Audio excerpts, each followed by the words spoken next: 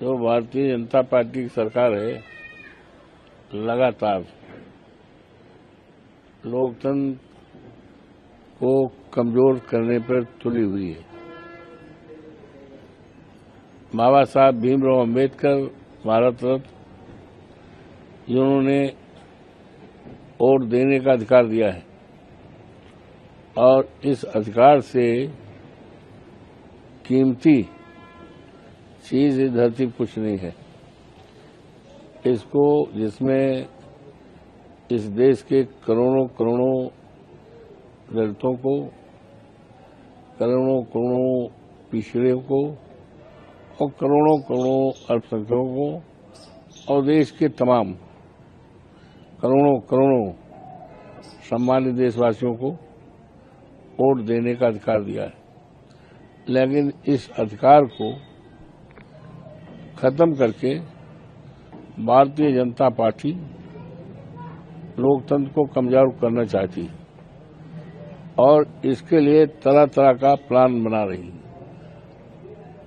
किसी देश में लोकतंत्र की जड़ें कितनी गहरी हैं, लोकतंत्र कितना मजबूत है, इसका अनुमान लगाया जा सकता है कि उस देश में चुनाव आयोग कितना स्वतंत्र और निष्पक्ष है।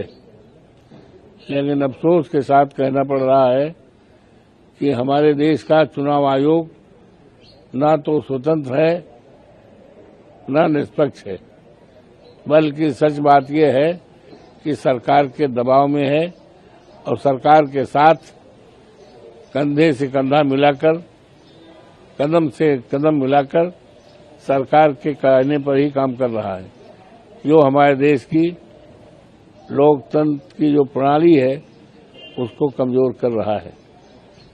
यूं तो वोट को बचाने के लिए हमारे नेता और देश के कल के उम्मीद आदरणीय अखिलेश यादव जी समाजवादी पार्टी लगातार वोट को बचाने के लिए संघर्ष कर रहे हैं। आपको याद दिलाना चाहता हूं, मानसून का सत्र चल रहा था तो हम सारे सांसदों को लेकर दिल्ली में चुनाव आयोग से मिलना चाहते थे, लेकिन दुख है कि चुनाव आयोग ने मिलने से इनकार कर दिया, ज्ञापन लेने से। और लगातार हमारे नेता अखिलेश यादव जी एक एक बिंदु पर, एक एक पॉइंट पर चुनाव आयोग को अवगत भी करा रहे हैं, मीडिया के माध्यम से, अपने लेखन के माध्यम से, ज्ञापन के आधार पर। लेकिन सब अनदेखी है, क्योंकि वो तो पूरी तरह से सरकार के मुट्ठी में है। ये ठीक नहीं। और बंगाल में आदरणीय ममता जी लगातार संघर्ष कर रही हैं, यहाँ तक कि स्वयं माननीय उच्चतम न्यायालय के समक्ष इस मुद्दे को लेकर उन्होंने स्वयं आर्गुमेंट किया, हकीकत से वाकिफ कराया और अपने प्रदेश में एक सप्ताह के धरने बैठी रही। तो ये जो आपने कहा कि उत्तर प्रदेश में 2 करोड़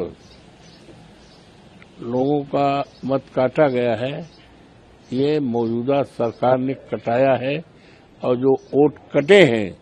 आपके राज्य की खबरें, आपके शहर की खबरें सबसे पहले जानने के लिए देखते रहें अमर उजाला। चैनल को सब्सक्राइब जरूर कर लें और पाएं हर अपडेट।